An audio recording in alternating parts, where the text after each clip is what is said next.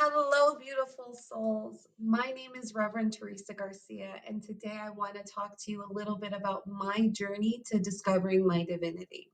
And my hopes is that you will hear my story and it will support you in releasing any levels, if there are within you, of unworthiness, of feeling not valuable or any habits around dishonoring yourself. Because the quicker you release those things and the quicker you love yourself for who you are, the easier it is to claim and own your divinity. So, with that said, I came into this world in a very chaotic environment. Okay. By the age of 5, I was abused in every way possible. By 10, I can't even count how many people had abused me sexually at that point. But what I do know is I became a hypersexual being.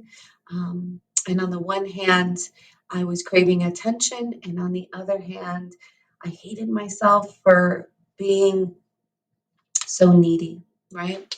And so there was a lot of self hate within me. Um, I was going to bars and drinking and giving myself date rape drugs at like 11 years old, 12 years old. By the age of 15, I was pregnant and my mother kicked me out. And so I was pregnant and homeless. And the next thing I know, I had this baby inside of me and I really wanted to take care of it. And so I make the joke that my son saved my life because before him, I didn't know what love was. I had no love for myself. My mother was not a very loving person. She was very loving. I shouldn't say that. She just didn't show us love. Um, and for good reason. She had a really hard life, and she worked really hard. So when she got off work, she wanted to go in her room and smoke weed, and that was pretty much the majority of my childhood.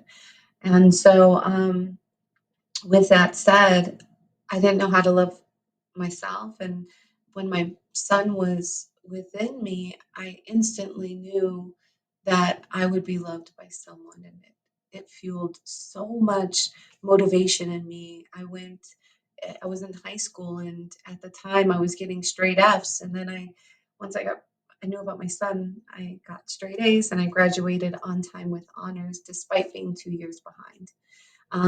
So with that said, I was on a roller coaster my whole life and things that you might consider honorable and things that you might consider dishonorable. So at the age of 18, I was still doing drugs. I didn't see drugs as a bad thing because I grew up with people doing crack and cocaine and heroin and everything around me. And so it was just kind of normal, right? Um, but I started stripping, and that led me down a path of, um, using people. And next thing I know, I had sugar daddies and using people even more. Even though I had a lot of love for them, like I dated a few older men that I really enjoyed, but I was still using them, right? Um, However, I went to college right after losing my mom and my fiance 6 months apart. And during that time, I cursed God and I just assumed, I asked God why God hated me, right? I was in a really deep victim mentality. And shortly after that, I started having these spiritual experiences where it was some sort of demon that kept, I shouldn't say some, now I know who it was, but it was a presence that wanted to scare me, right? It wasn't even a demon. It was a presence that wanted to scare me, that actually loved me very much. However, it woke me up. I would be laying in bed and all of a sudden I'd be paralyzed. I couldn't move. I couldn't speak. And it was the most traumatizing thing ever. I felt so powerless. And so a lot of synchronicities happened before I even knew what the word synchronicity was. I was just like, that can't be a coincidence. That can't be a coincidence. and it led me to church, and church was great. However, the first thing I did was talk to the pastor and told him what was happening. And he said, "Well, that's a demon. You need to say, in Jesus' name, I rebuke thee." At that time, I had a really hard time with Jesus. I was really jealous, but in my heart, I was just like, man, Jesus is just, he's not the only one that can heal. Like, why is he seen as this great thing? Really, it was jealousy, right? It was jealousy. However, if I would have read the Bible and if I would have read Jesus's teachings, Jesus literally tells us everything he's doing is nothing in comparison to what we will do when we discover our divinity. The works of the Father. It's all the works of the Father. We become a vessel for divine will, love, and truth, or divinity, whatever word resonates with you. We become a vessel, and these great works are done through us. We don't even know what or how it's happening because it's all God. This is what a demonstration is. This is what being abundant is. Abundant isn't about making a ton of money, although, yes, it does come with a higher vibration. You are able to be a money magnet. However, it's really about self mastery so that you can use the gift that God gave you, that God intended for you to lighten this world up. Light it up, buttercup. Let's do it. So, with that said,